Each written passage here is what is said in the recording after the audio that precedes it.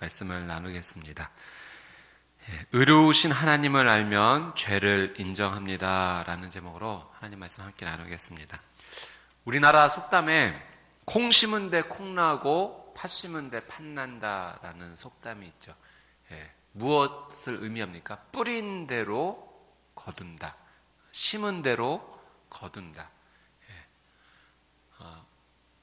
그 원인대로 원인을 제공했을 때 그 원인에 맞게 결과가 일어나는 것입니다. 오늘 말씀에도 그것이 적용이 됩니다. 콩 심은 데 콩 나고 팥 심은 데 팥 난다. 뿌린 대로 거두는 법입니다. 하나님의 말씀에 순종하면 우리의 삶에 축복의 열매가 열리지만 하나님께 불순종하면 그 죄의 열매들이 열릴 수밖에 없는 것입니다. 오늘 말씀은 하나님께 불순종했을 때 그 결과들이 어떠한가 다시 한번 우리에게 말씀을 해 주시죠. 우리는 이 말씀 앞에 다시 한번 결단해야 됩니다. 하나님께 불순종의 씨앗을 뿌리면 이런 죄의 열매들이 열리는구나. 경각심을 느끼고 우리는 그러한 삶을 살지 아니하도록 오늘 이 하루를 하나님 앞에 다시 한번 나가야 될 것입니다. 하나님께 불순종했을 때 어떤 죄의 열매들이 열리는가? 우리 18절 말씀해 보니까 한번 같이 한번 읽어볼까요? 시작. 여호와께서는 의로우시나 내가 그분의 명령을 거역했다. 모든 민족들이여 들으라. 내 환난을 보라. 내 처녀들과 젊은이들이 포로로 끌려가고 말았다. 두 가지 단어 저희가 보는데 환난과 포로예요. 불순종의 열매, 죄의 열매들은 우리에게 환난을 가져다 줍니다. 그리고 우리의 삶이 포로로 무언가 붙잡혀 있고 얽혀 있고 헤어나지 못하는 그 포로의 삶을 살 수밖에 없다라고 우리에게 말씀해 주십니다. 19절 말씀에도 보니까요. 사랑하는 사람들을 불렀지만 그들은 나를 속였다. 이 죄의 열매들은요, 내가 기대하고 의지했던 사랑하는 사람으로부터 결국 배신을 당한다는 거죠. 왜 배신을 당하는가? 그것이 하나님 앞에 불순종의 시작이었기 때문에 그렇다는 거예요. 하나님 앞에 불순종했을 때 이 세상을 의지하고 의뢰하지만 불순종이 그것 아니겠습니까? 하나님께로부터는 등을 지고 세상을 향해서는 사랑하는 것. 그러나 그 마지막은 배반이라는 거예요. 배신이라는 거예요. 결국 세상을 의지하지만 돌아올 열매는 배신이다. 제사장들과 장로들이 먹을 것을 찾아다니다가 서금 안에서 죽었다. 배고픔이에요. 죄의 열매들은 채우지 못함입니다. 20절 말씀해 보니까 여호와여 보십시오. 내가 고통 가운데 있고 내 내장이 끓어옵니다. 내 마음이 내 속에서 뒤집히는 것은 내적인 평안이 없어요. 하나님의 말씀 앞에 순종하지 못했을 때 내 마음이 기쁘고 즐겁다면 괜찮겠지만 그렇지 않다는 거예요. 오히려 하나님 앞에 불순종의 씨앗들이 뿌려졌을 때 내 안에 찾아오는 것은 불안입니다. 두려움이에요. 내 내장이 뒤집히는 것 같은, 속이 뒤집히는 것 같은 그런 결과를 맛볼 수밖에 없습니다. 밖에는 칼의 사륙, 집안에는 죽음. 이것이 바로 죄의 열매들이죠. 21절 말씀에도 보니까 이런 결과가 있습니다. 내가 탄식하는 것. 결국 그 죄의 열매 앞에서 탄식할 수밖에 없어요. 나를 위로할 사람이 아무도 없습니다. 위로할 자가 없습니다. 이것들이 다 죄의 열매예요. 불순종의 결과입니다. 여러분, 순종이란 무엇입니까? 순종이란 두 가지를 믿고 나가는 거예요. 첫 번째는 하나님은 전능하시다라는 사실을 믿는 겁니다. 내가 하나님의 말씀에 순종해야겠다라고 하나님 앞에 그 마음을 드릴 때 그 믿음에는 어떤 고백이 첫 번째로 담겨 있는가? 하나님은 전능하시다라는 사실을 믿기 때문에 순종하는 겁니다. 아무런 근거 이유 없이 하나님 앞에 나가는 건 아니고 그분이 이 모든 것을 다 하실 수 있다. 나는 할 수 없지만 하나님은 하실 수 있으시다라는 그 믿음으로 나아가서 하나님을 찬양하고 예배하는 삶이 순종의 삶입니다. 그것이 곧 예배의 삶이죠. 나는 작은 그림밖에 보지 못하지만 하나님은 큰 그림을 보실 줄 안다. 전체를 아신다. 그것을 믿는 믿음. 하나님은 하실 수 있으시다는 믿음이 순종의 첫 번째 믿음이고요. 두 번째 믿음은 이것입니다. 하나님은 나를 사랑하신다. 나에게 가장 좋은 것 주기를 하나님은 원하신다. 그걸 믿고 나가는 거예요. 지금 당장 이 순간에 내가 이 말씀에 순종하는 것이 어떤 것인지 나는 정확히 알지 못하지만 하나님은 나에게 생선을 주실 뿐이지 독을 주실 뿐이 아니다. 나에게 맛있는 것을 주실 뿐이지 나를 해하실 뿐이 아니다라는 그 믿음으로 나가는 거죠. 내가 선택하는 것보다 하나님은 더 좋은 것을 주실 수 있는 분이야. 나를 사랑하는 분이다. 여러분, 이것이 순종의 믿음입니다. 하나님을 향한 절대적인 그분의 전능하심을 믿는 믿음, 그분이 나를 사랑하신다는 믿음, 이것이 믿어지기 때문에 하나님 말씀 앞에 순종하는 것이죠. 오늘 여러분의 삶이 순종의 삶이 되기를 주님의 이름으로 축복합니다. 오늘 여러분의 삶에 하나님을 향한 순종의 믿음의 씨앗들이 뿌려지기를 주님의 이름으로 축복합니다. 하나님을 향한 절대적인 믿음의 신뢰, 그분이 나를 사랑하신다는 그 놀라운 믿음이 오늘 이 하루 충만하게 되시기를 주님의 이름으로 축복합니다. 아멘. 여러분, 어떻게 보면 하나님께서 저희에게 순종의 기회를 주시는 것, 그것이 축복이 아니겠습니까? 순종할 수 있는 기회 자체가 축복인 거예요. 왜냐하면 그 순종의 뒤에는 풍성한, 내가 상상하지도 못할 놀라운 열매가 기다려 있는 거예요. 그 선물을 주시려고 나에게 순종이 할 수 있는 기회를 허락하신다는 사실이죠. 그래서 내 삶 가운데 이 하나님의 말씀에 순종하고 싶다라는 것이 왔다면 그것은 우리에게 주시는 하나님의 첫 번째 놀라운 선물입니다. 기회예요. 찬스입니다. 찬스를 잡아야 돼요. 기회를 잡아야 돼요. 우리 하나님은 참 인격적인 하나님이세요. 마음대로 내 삶을 인도하실 수 있고 강제로 그분의 뜻대로 하실 수 있지만 그렇지 않으세요.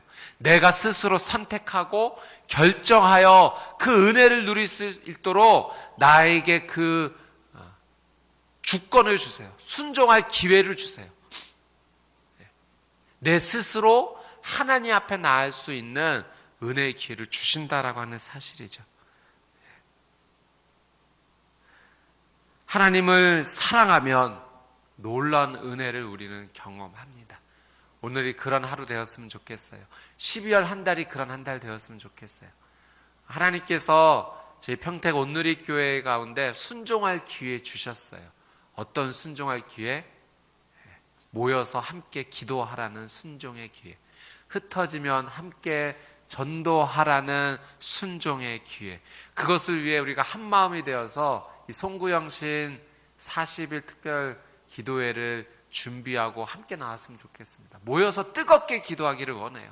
그리고 하나님께로부터 받은 은혜를 흩어지면 복음 전하는 기회로 사용하기를 원합니다. 놀라운 기회예요. 축복의 기회입니다. 은혜의 기회입니다.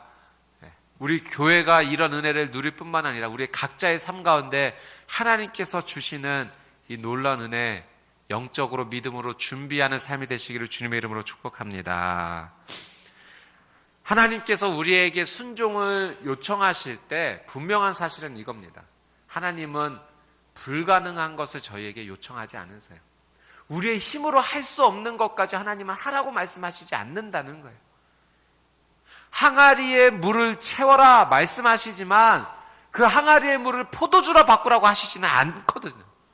하나님은 단지 우리에게 그 항아리의 물을 채우기를 원하실 뿐이에요.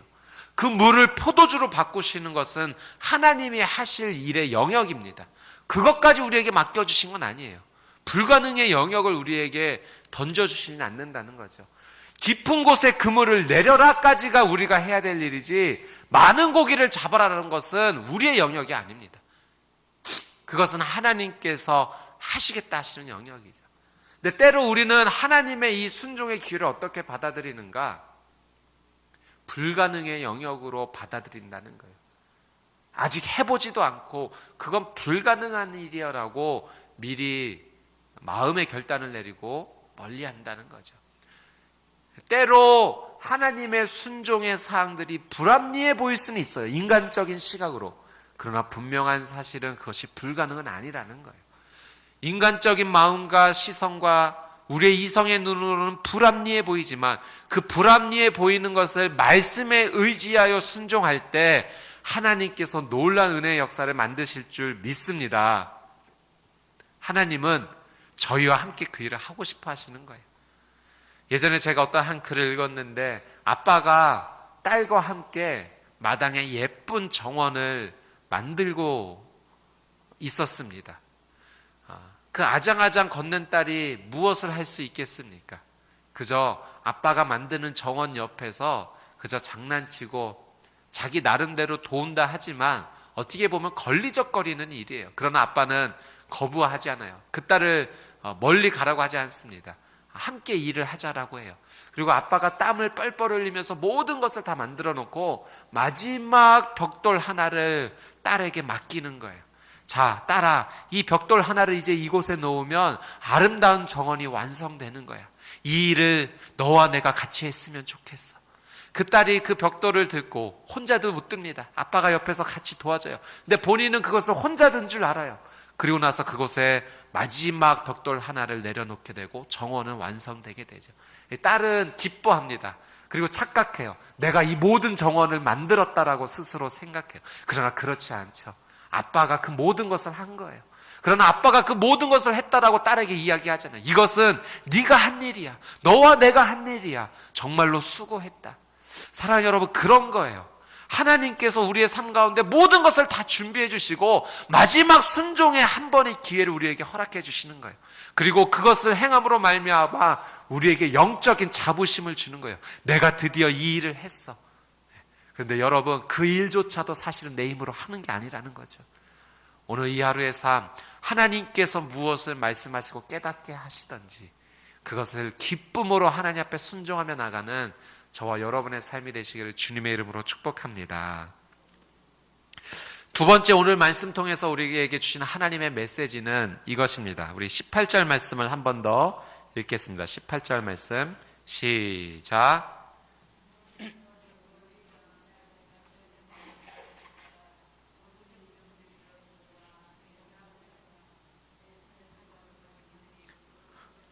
아멘. 18절의 첫 문장은 이렇게 시작합니다. 여호와께서는 의로우시다.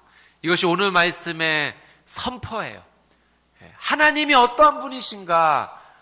예레미야는 그의 인생의 경험과 믿음의 고백을 통해서 분명히 외칩니다. 여호와는 의로우시다. 여호와는 공의로우시다는 거예요. 이 의로우시다라는 이 히브리어 단어 체데크, 어떤 기준에 맞다, 표준에 일치하다라는 의미가 담겨져 있어요. 어떤 의미인가? 공의로우신 내 하나님이 기준이 되신다는 거예요. 다른 것이 기준이 아니라 하나님이 기준이시라는 거예요. 하나님이 표준이시라는 거예요.